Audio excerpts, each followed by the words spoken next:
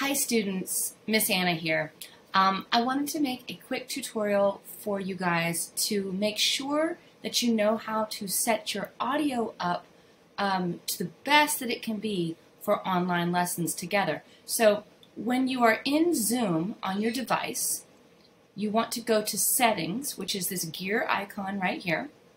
That brings up all of the ways that we can adjust things in Zoom: video, audio, etc. So we're going to go to Audio, and in Audio we have the option to select which speakers we want, to select which microphone. You want to keep going down, and under Audio Profile you have Zoom optimized audio, which is what you use if you were speaking or if you were having just like a class that did not involve music. But what we want is original sound for musicians. So you want to make sure that that is selected.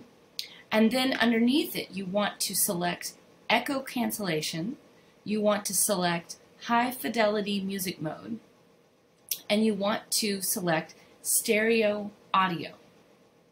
So when those three things are selected and original sound for musicians, you have your settings correct and you can head back to the main panel.